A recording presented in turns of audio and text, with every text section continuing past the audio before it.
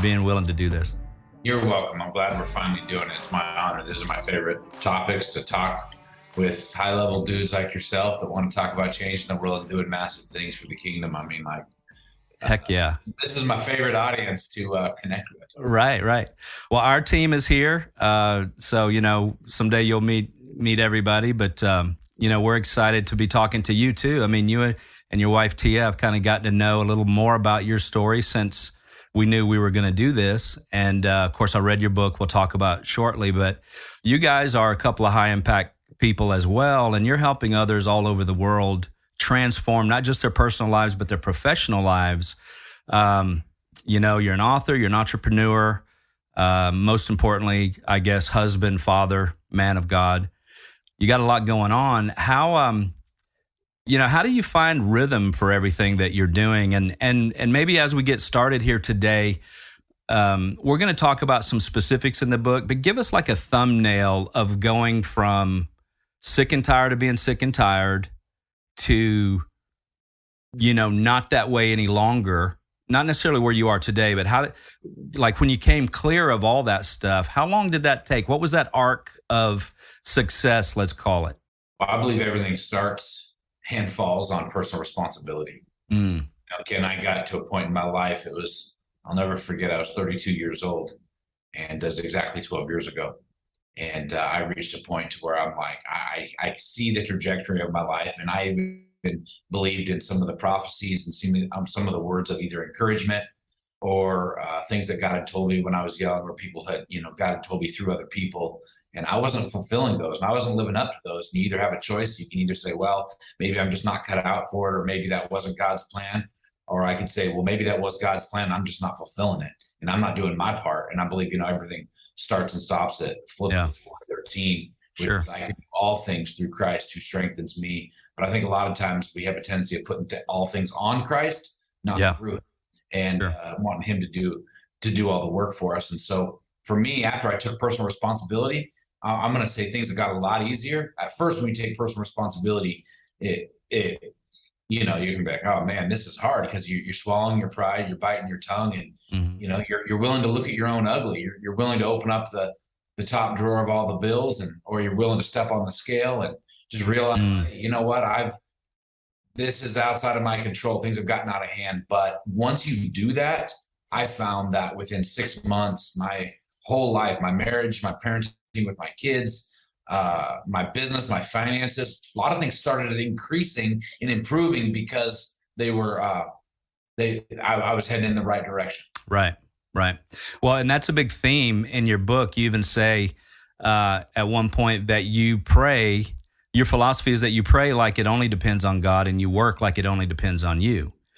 Why do you think so many people don't see the importance of that approach? Because I think sometimes, and not to just bag on a certain kind of person who's trusting God, but sometimes I think that we think we're not supposed to do much and just let God do it all. But I like the approach, and it all ties back to personal responsibility.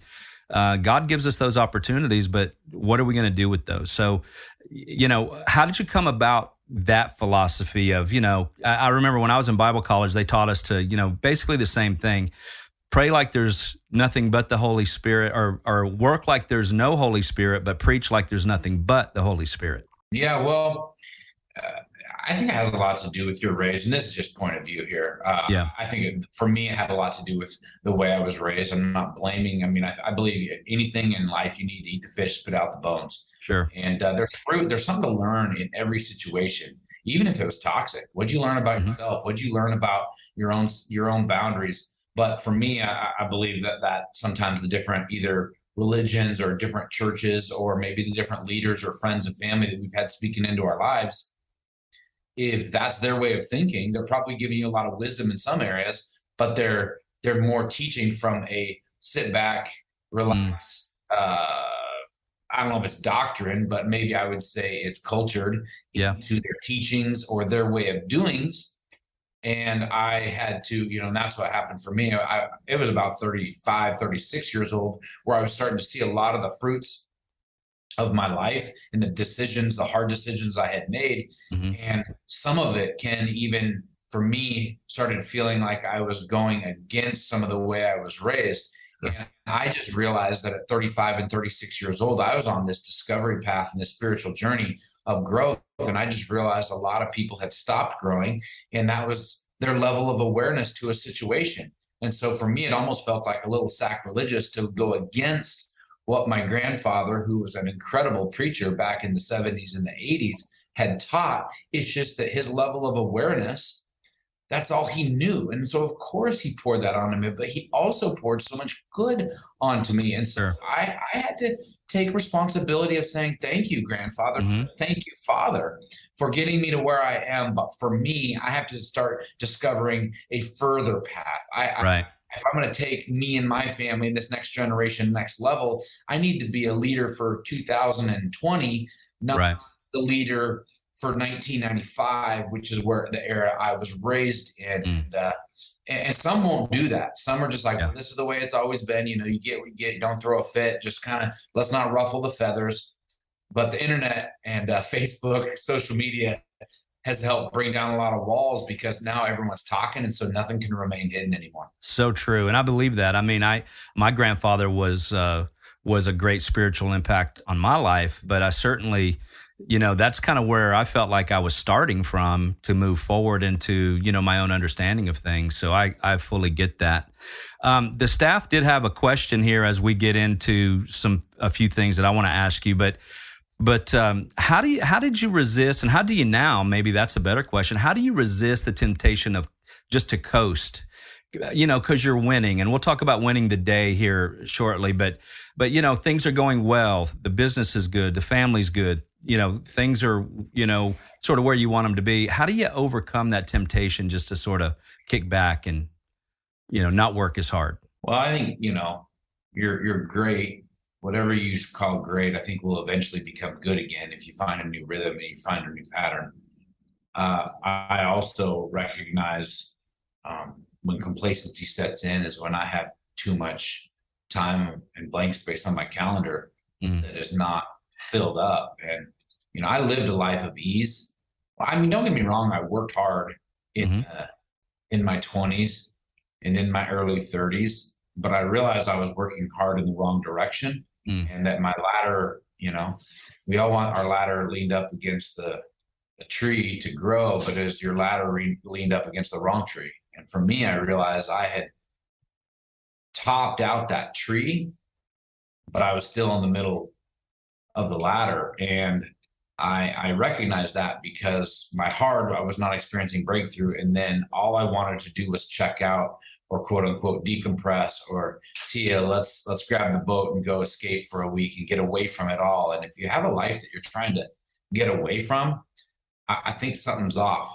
And for me, I recognized that I was off, even though in seasons of my life I was successful. I was lacking fulfillment, and I found that I just wanted to run. And when I started accomplishing, I would say a lot more, and I created more, I would say, time choice. I think time freedom is a vague word, but I believe you're able to create choices for yourself to where you can choose where you want to spend your time or how you want to spend it. Sure.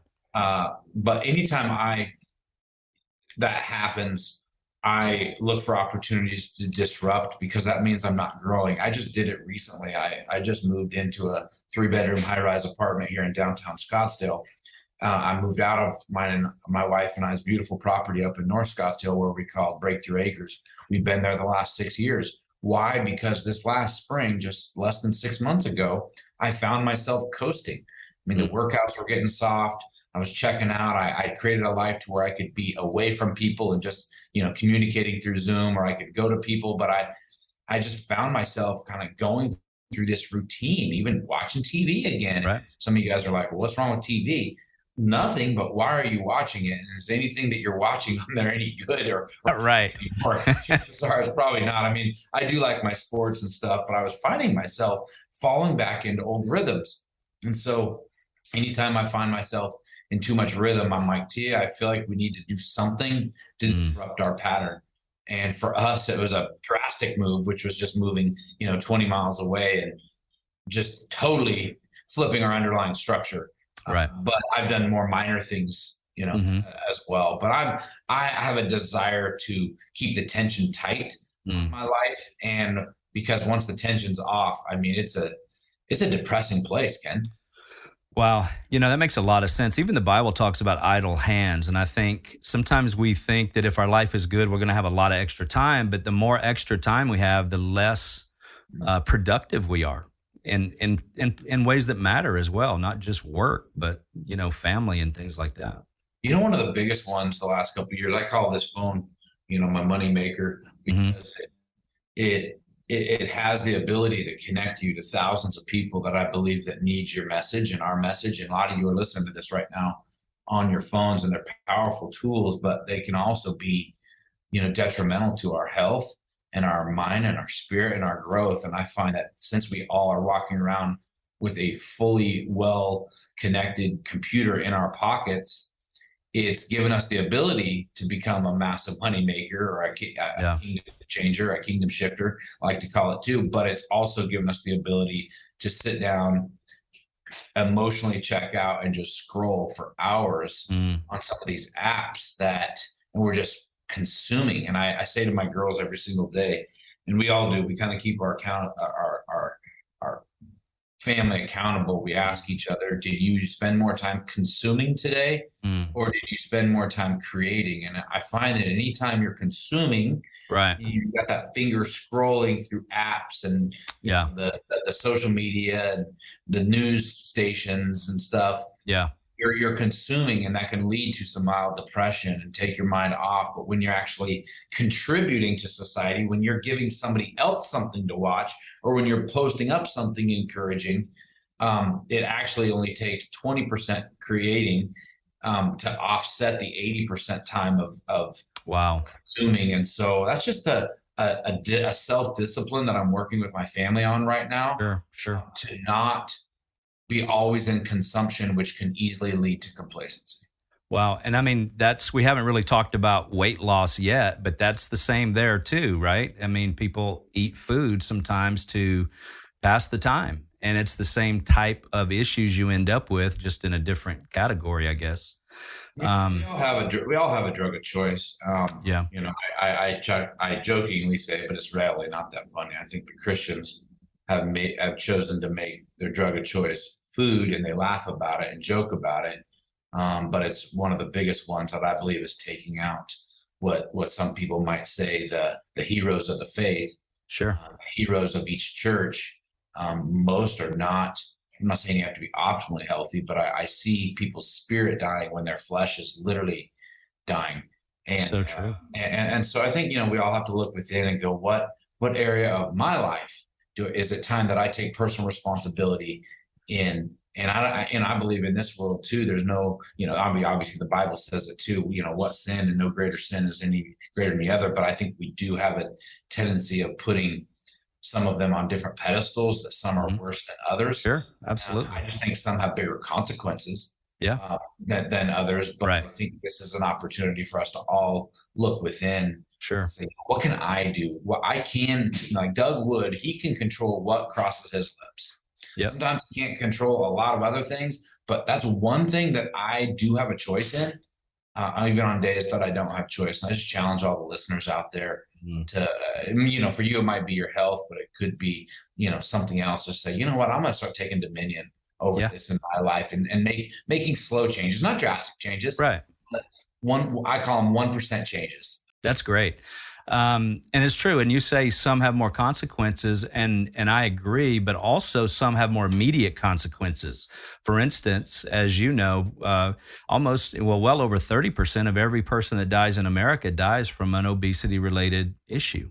Right. So those issues or those ramifications may not be immediate, but they're certainly coming, and they are costly when they do, So let me go back to something you mentioned about the phone, because it reminded me, and I don't know if I read this in your book or I heard you on YouTube or in your Maximum Momentum event, but you kind of alluded to the fact that we should take advantage of the potential in our technology, because it may not always be free. And I think that was a bit of an interesting futuristic insight that you have. I think because you probably think outside the box a little bit more than a lot of people. Could you elaborate on your thoughts there as far as, someday this may cost us to get online and do our thing? I think when I wrote the book, I didn't see where our world is right now. And social media still may be free. Yeah. I think the cost of it is if you actually speak your mind today, you could be shadow banned. Yeah, Or that's true. you're going to have a lot of people disagreeing with you. And, when I grew up, my dad and I would sit around and I remember listening to my grandfather have different people in his homes and they'd be talking philosophies and, different doctrinal stuff. And they all laughed and joked and walked out as friends. Now, if you dare disagree with somebody, Right. it's almost like, man, is the friendship still over? They vote different than me. They look different than me. They feel different than me. So I think we, as a country, it's a scary place to be, that we're starting to lose that core value of honor and respect. Everyone's working out the way that they see it. And I think, it's okay to agree to disagree. It's sure. Yeah. Have lunch together and go and on vacations together. Exactly. That's harder today. But I just look at, I even look at TikTok now. Now I had to get off the app for a while because, some things were popping up on there that was taking me to a place that I didn't want to go back to. But I look at that app right now. It's kind of like a free for all app, meaning whoever's on there the most right now can reach the most people because it's not really controlled. Right. Soon it's going to become like what Facebook is now, to where you're going to have to play the algorithm and you have to do X amount of this. And, like right now, you and I have friends on Facebook doesn't mean I'm seeing your stuff and you're seeing mine. It's true. TikTok right now, if you post it, people are seeing it. Everyone who follows you, everyone's seeing it. So pretty soon, the more innovative you are, I believe if you have a message, we're living in a world right now to where we're all connected. As I said earlier, secrets, good and bad, are being revealed in this world, and stuff that could be hidden 20 years ago just because we're all talking to each other. And so I believe that everybody in their rightful mind or in their rightful place right now has a voice, has a message, and has something that I believe would add value to other people. And why I call this phone my moneymaker is because I stick it in front of my face. And I've done this for 12 years. I've stuck this phone in front of my face. I look at that green dot and I breathe life and I speak life into somebody else. And I text it, I post it, I email it, wherever, I'll DM it, whatever the platform that I can connect them on is. And I just believe that these phones and the free device of social media, whether it continues to be somewhat free or not at all. Yeah. Of course, if you want to view more people, you do have to pay for it. So sure. I just believe that there's such powerful tools that we still haven't even begun to utilize technology the way we could. Yeah. I appreciate your take on that. You've talked about it openly. You don't feel like it always. You overcome insecurities to do that. We all have those. Anybody that's doing this kind of stuff, and certainly we're doing it in a smaller degree. Sometimes I feel like I don't, everything's not just perfect, and it hinders me some, So I appreciate your approach to that. Just go for it. It doesn't matter, if your hair's disheveled or if the lighting's not quite right, just put it out there because you're going to help somebody. And the other thing, another thing that I appreciate about what you tell people is you're good at something. Put it out there. Let what you're good at, what you're passionate about, what you have a voice in, let that encourage people because somebody out there needs to hear it. So kudos on that. It really does encourage people. And so with that being said, how did you know it was time to tell your story in the context of the book? And I know it's been a couple of years, but I do know a lot of people have been blessed by it. When did you get to that place where you're like, I need to tell this story? Well, that teased me up greatly because we all think that what we're good at is insignificant. Mm-hmm. And that's not. If you're somehow believing like, oh man, I'm just a mother, or I'm just a stay-at-home mom, or I'm, I fix cars and I'm not that, I would give anything to learn how to literally even change my oil. So we're all good at something. And I believe we have a duty and we have an obligation to share the good news and our unique ability that either we were birthed with or that we skilled up in with others. And so I believe there's just power in our story. The things that we think are so insignificant, I believe are so amazing for others, because there's a lot of tools out there that we all bury. I believe the best tools and the best wins out there are unfortunately being buried with us, especially in the later generation. And we have an obligation to share that. So speaking of obligation to share my story, I went on a real I just ran on a real question fest from about 36 to 38, where I just started questioning some things about my life, Ken, that were good, but also like all the things I wasn't allowed to really question or didn't talk about. A lot of it was around money. A lot of it was around faith. A lot of it was around leadership. Just was told over and over, like, that's just the way it is. And you don't do that. And I'm like, and I was always a real respectful young man, but finally I got to where I'm 32, 33. I'm starting to tell my girls this. I'm like, well, wait a minute. Why do we, quote unquote, not do that or not say that? Or why is money bad? Well, it was bad. And then I'm thinking, if it was so bad, why did they give you, 14 ways to collect it in church? Exactly. You can text it, you can email it. You could throw it. It's, they say, for it to be so bad, they're sure asking for it a lot. Right. Needs. And I just decided to go on this quest to test if success will ruin me, because people told me the more successful you are, the bigger of a jerk you'll become. And what I discovered was I was the same person. Right. I learned that money just defies the character of a man. And I'm like, man, I'm still a nice guy. I'm a giving guy. When I made $3,000 a month years ago, I tithed on 300. Yeah. $3,000 a month. And now that I make a lot more than that, I found that I still tithe. Actually, I give more today than I did back then, because it just, things that you are and who you are, they're still there. Change. And so I needed to get my story out, because I felt like there was a lot of things that were buried with my grandfathers that I didn't fully know or understand. And I wanted to make sure that the Wood family story was written, so my girls would have a manual and a tool to how, mommy and papa got to where we are, and how we took a radical personal responsibility. And there was a fork in the road, and mom and dad took the left turn. And while most people went right, and most people in my church and my community and many pastors told me to go right, and I dared to go left and be misunderstood and kind of got laughed at. And I chose to go left. And now what's interesting was, years later, is the people that took the right turn are now texting me and DMing me to donate to their right. And they're the ones that told me don't take the left turn. Sure. And so that was the financial part. And then the spiritual part, I needed to get over to Israel and see the Holy Lands for myself. And I started questioning, a lot of things in the way I was raised, and I needed to go over and see where Jesus walked. I needed to go see the David. I needed to serve the Galilee. I needed to put my toes in the Jordan River. And if you're listening to this right now, and you've ever questioned either the Bible or your walk with the Lord, I challenge you. It is so worth it. Spend the $2,000. Get your tail end to Israel. Yeah, it is. ASAP. You got to see it for yourself. It's going to come alive. Don't get me wrong. How we got to 2,000 years later, the way we do church today, to how they did it then, it's going to be different. Guess what? It is what it is. Eat the fish, spit out the bones. Yeah. I believe, community is so powerful, but you need to go. And that was a very healing time in March of 2018, when I went and saw the Holy Lands for myself, and literally the Bible came alive, Ken.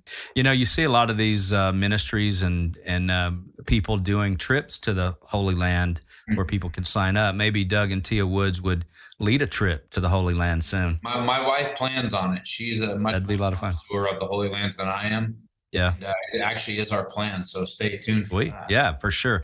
Listen, that tees me up well too. My next question, talk to us and to the viewers how you and Tia really approach faith, family, and business as a ministry model.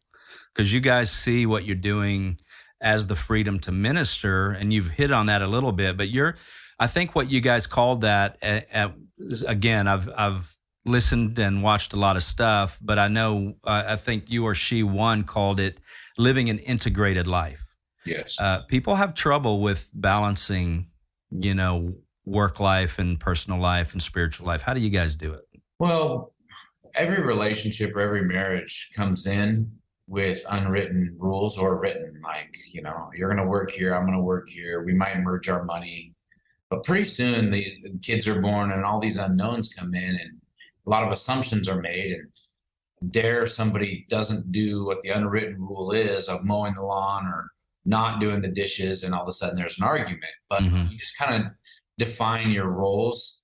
Often they're not discussed as the family is growing. You're not sitting down. Most people are sitting down once a year planning where they're going to spend Christmas or their next vacation, but they're not sitting around saying, baby, are we on the same page? Like, what is our core values as a family? What are we going to stand for? Because I see maybe our government or America changing their core values. Are we still on what we signed up for, or are we in just a different place to where we need to establish, like, what are the Wood family core values? What do we want our kids to know? And so for us, we were 32 and 33 years old, where when we took personal responsibility, we realized it needed to look different because we had a lot of unwritten schemas that just worked for us. And we're like, what are we? Who are we?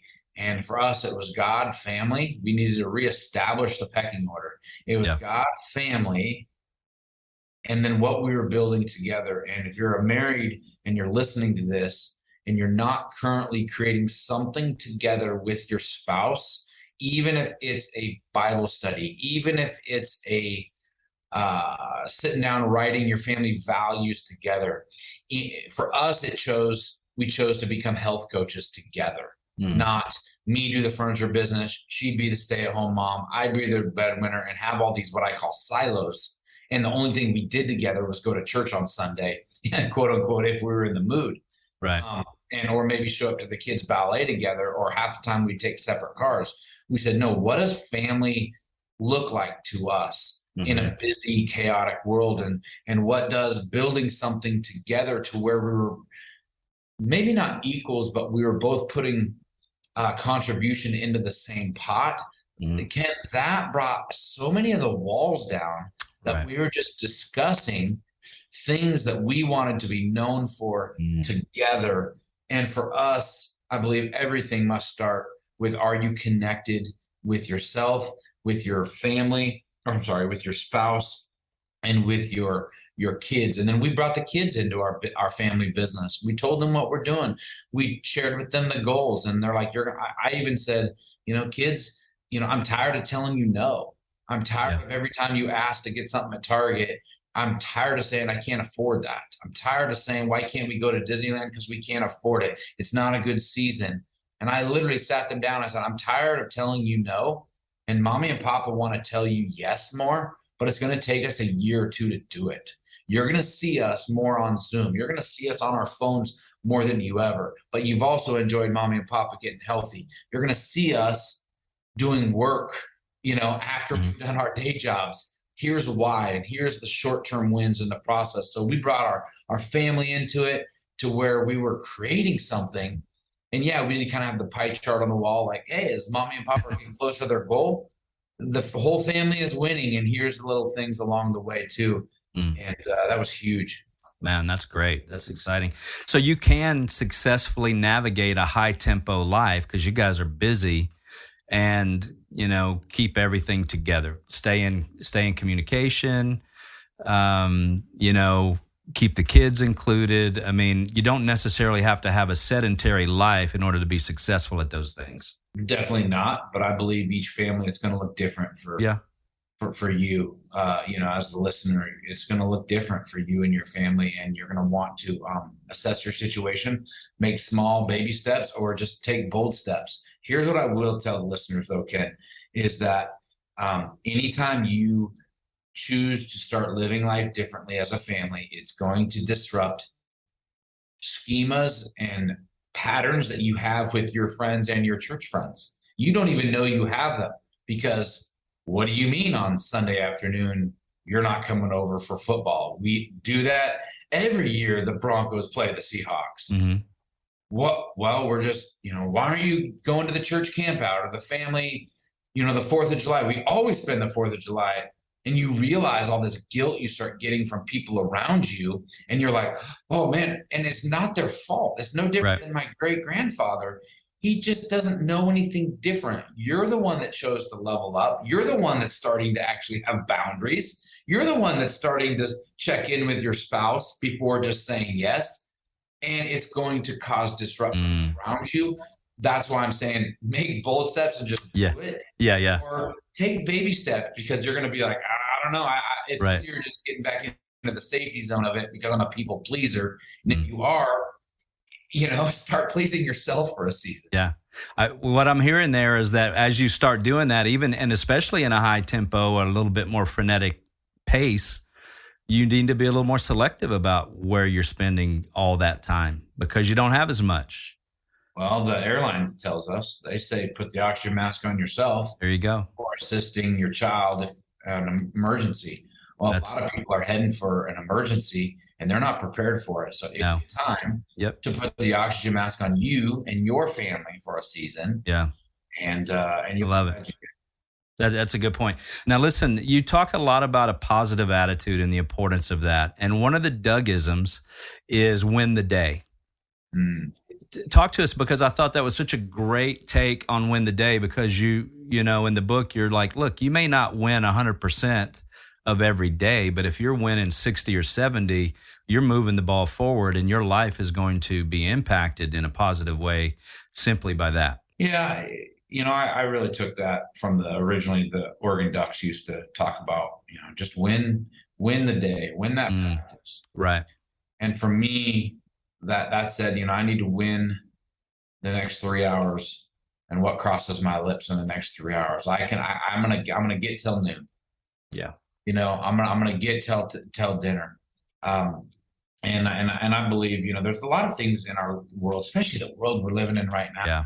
There's so much chaos and things are changing so fast that, one, I believe everybody needs to be prepared. But two, I think you need to be prepared by doing the small things and learning what you can control today. Right. You know what? Just like I talk about in the book, if today beats you, get up tomorrow morning at 5 o'clock or 6 o'clock, whatever time you said you were going to do. Don't give up just because you got your butt kicked today. No, get up and kick tomorrow morning's butt. Take noon as it comes. Take dinner as it comes. There's going to be just, curveballs flying in. That's okay. Yeah. I really take each day for what it is. Don't get me wrong. I have plans, Ken, and I have big goals. But I'll tell you, I just real personal here. The last 3 weeks have kicked T and I's butt. They've been tough. We had a lot of unexpected adversity happening with family and friends and things beyond our control. But guess what? We're not giving up on the month of September. Right. We still got we still got it. We're still going. We're still here. We're still fighting. And so we're just always looking for the opportunity, right? Versus just giving up and saying maybe this isn't for me, or maybe I'm not cut out for this, or doing the God card, which is maybe God doesn't want. Don't go bringing God into it. Just because you got your butt kicked last couple of weeks. Exactly. Yeah. Well, God should be in everything. Don't blame him. Excuse not to do the work and keep going. Right. You talk in one place about the fulfillment factor, the missing percent. Explain that a little bit. Yeah, it really has a lot to, I believe, do with a unique ability. A lot of people pray for purpose, and I'm just trying to figure out God's purpose for my life. And I get that because I was there.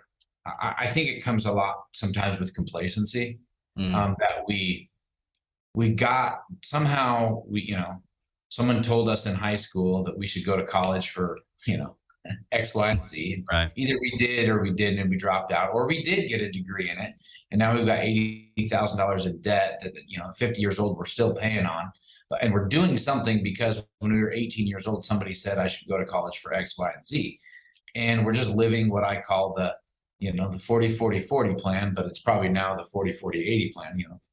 80 grand a year, 40 years for 40 hours a week. Yeah. And we're just kind of limping into church on Sunday saying, I love you, Lord, but honestly, not really thriving. Right. And I believe everyone at some point needs to say, what do I like doing? what do I love doing? What am I good at, or what I want to be good at? And then figure out a way to be paid for it. Yeah. Because it's not too late to change the course of the trajectory of your life. Just because you went to school for it, just because you have a job title for it, doesn't mean it's what you always have to do. Right. I mean, last time I checked, we're all on our first go around in life. I haven't put anyone on their second, Ken. Right. Right. All I know is that, you know what, while I'm above, ground, I know that I'm good at breathing life into others. Yeah. I learned that when I was in the furniture business, hating the furniture business. My favorite part of the week was Saturday morning sales meetings. I would gather up my team for 30 minutes and I would just tell them they were awesome. I'd give them tools. I'd give them strategies. I'd breathe life into them. Sometimes I'd pray over them. It's a secular business, but it wasn't. It was God's business. Right. But I breathed. That was my favorite part. We'd bring donuts and eat too much and get all high on sugar. And everyone was just like, Doug, man, that was so encouraging. Thank you. And then I'd prepare for the next Saturday. Mm-hmm. And I'm like, but I hated everything about it except Saturday morning.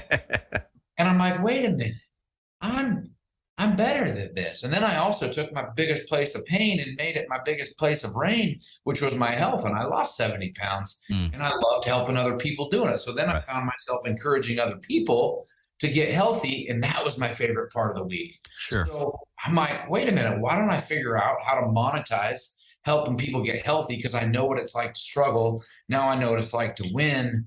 So I figured out a way to get paid for that. And so I think everybody, if you're good at fixing cars or you're a parenting tip or, start a podcast and or push Facebook Live and just start sharing the good news or finding a way to get, and pretty soon people will be like, can I pay you for that? Sure. Yeah. Yeah. They're curious about how to get there because I find I won't say most people, a lot of us people just are accustomed to living kind of life in a rut where you're not really fulfilled in what you're doing. You're not fulfilled in your health or your weight or whatever. Nope. And most people are usually somewhat dissatisfied. And again, it's just one of these things we're just supposed to suck it up and move forward because that's what we do. But I do think that, again, it goes back to the phone you talked about. You can learn anything for free on YouTube. You could learn how to do anything. And I think God does want us to be fulfilled. Well, and you're exactly right. People ask, to have me come and speak a lot. I do, I am selective on where I say yes. And they offer me a lot of money and I still say no sometimes. But I've earned that right to go where what I say God calls me to be and where God calls me to be, not where income tells me to be. Income used to tell me to show up at the furniture store every day because you got bills. But I honestly don't think God wanted me there. But my income, my pocket, right. You do. Yeah. He doesn't want you there because you don't pay your bills if you don't. And now I'm like, no, I want to be where I feel like I want to be. Yeah. Where I'm most used and valued. And I see a lot of fruit in that. And I see the people that are willing to disrupt, an identity or a title or, I see this happen in a lot of pastors too, Ken, that, when I talk about this in the book, what was once a ministry then becomes a job. Yeah. But people sometimes stay long past their due date. Yeah. For resignation because of a paycheck. And I can't blame them. That's a little bit of the system, but also that's a little bit of fear creeping in of saying, man, what do I really want to be doing? Yeah. And then that's often when we stay too long, you're at a job, a ministry position. I see that's where hurt usually sets in on one side or both because you stay past your due date. Yeah. So when you don't have a due date, that's when you start creating, I believe, multiple streams of income or multiple streams of impact. So when you do feel a release or a shift, it's not a complete financial decision. I like that. That's a great way to put it because it's not just income that you're looking for. You're looking to make an impact. And I think that's huge. They say that there's two kinds of pain, the pain of discipline and the pain of regret. And this strikes a little bit at the heart of your book. How does a person make that leap from regret to discipline? What's it look like in a nutshell? I mean, we talk about being sick and tired of being sick and tired. At what point is it time for a person to get out of the rut and say, something's got to change here? Scary thing is most people won't change until that pain Sure. of really staying the same or something bad happens. And, most of the time, my friend Coach Burt talks about, most people won't make an extreme decision or change unless acted on from an outside force. Force too.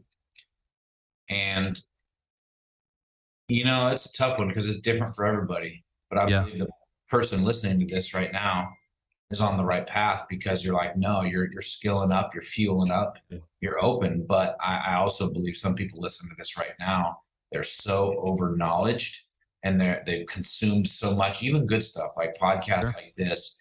They've watched all the YouTube videos, but they're not acting. They're not taking action. And it's time to take action. It is time to get in the game and learn and earn as you go.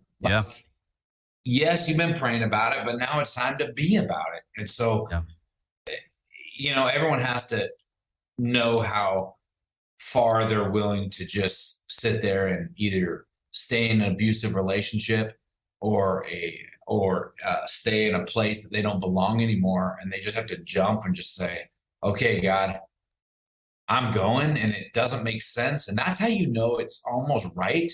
When it doesn't make sense on paper, it seems like insane and crazy. Like, what the heck am I doing? Even if your friends and family are around you. When the summer of 14, when I loaded up my house in Tigard, Oregon, I put everything in storage, and then we put our suitcases in the back of the car. And I said, we're living out of our car for the next 6 weeks.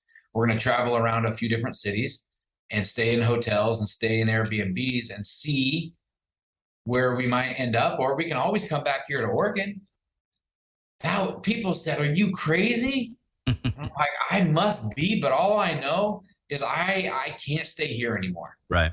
I cannot stay here anymore. So it's different for everybody, but they know, and you usually know when you're just sitting back being comfortable too. So powerful. I've always said people would rather die than change. And the way you know that is going to a hospital and you see some guy outside smoking a cigarette, pulling an oxygen tank. It's like he's still not there yet. But I like your concept of being a disruptor. I think that's so huge in whatever it is in our lives that are sort of gotten us complacent. We need to disrupt those things. Speaking of that, and we're almost finished here. I don't want to take much more of your time. I know you're busy. But in the midst of everything else, over the last, couple of years, I guess, or maybe a little bit longer, you and your wife started a school. I think it's 2nd through 12th, Valor Global Online. Tell us a little bit about that and how it started, what led you guys to that decision, and then where's it at today? Yeah, thank you for asking. That is very near and dear to my heart. It was on that Israel trip of spring of 2018 when I was heading over there on a little bit of a soul and Jesus journey, that we had our girls at the time at the best private Christian school in Scottsdale here where we lived. And we took them over to the Holy Lands as a family. We came back home late on a Sunday night, like 3 a.m, dropped them off late for school the next day. We'd been gone 10 days at the end of spring break. And I got an email from their teacher about 1:00 that afternoon, an hour after I dropped them off. And the email read, Mr. and Mrs. Wood, if you're going to continue to travel and take your girls out of class, they at least need to show up with their homework done. If not, I'll be reporting you to the state. And I'm thinking, this is a Christian school. 2 days ago, my daughters had their foot in the Jordan River. We were at the Sea of Galilee, like where Jesus preached 5,000. And you're going to email me because the girls are missing too much school and they didn't get their homework done. I knew right then, Ken, I already knew we had a problem in America. I knew right then that these kids are being programmed for a world that is so much bigger than even these teachers had saw. I had my girls being programmed by, again, good faith-filled people that had never left their city or their state. Right. And they were training my kids for to stay in a bubble, to stay comfortable, because that's what they've chosen, and not their fault. I love all the educators. Sure. Again, they just didn't know anything more. They're just Yeah. hey, they missed X amount of school. I'm supposed to send this email. Yeah. And I'm like, this isn't working for me. So I got a hold of somebody that my girls had used to gone to their school in Oregon. I always knew she had a dream. And I said, hey, we got to figure something out. The way I see the school system now, again, you got to remind you, this is 5 years ago, not anything we're facing today. Mm-mm. But I said, God has given me, I believe I do have a discerning spirit. I have a gift of discernment. And I said, we need to create a school of the future that is more entrepreneurial driven, that is more focused on the child versus making the child adapt to the system that was created, 60 years ago for farming. Right. Yeah. And I reached out to my partner. I said, hey, well, we got the funds, I think, and you have the know-how. What if we went together and created a school? We started 4 months later with 7 students. And now we just finished our big retreat. And we have over 250 students now in 4 years as we head into year 5. This thriving community, students all over the country. And it's not just online school to where they're camped out in front of an email. No, they're doing school like you and I are doing. They're looking eyeball to eyeball with classmates who live in different countries and states. And we're seeing each child, and we're calling out the divine destiny and the purpose that God is putting on their life, and we're not putting labels and identities on them. Yeah, man, that is powerful. Again, a great use of technology for kingdom. You'd think that the people at your daughter's school would want them to do show and tell all day, so all the other kids can know what it's like to be in those places in the Holy Land, instead of, reprimanding them for not having their homework done.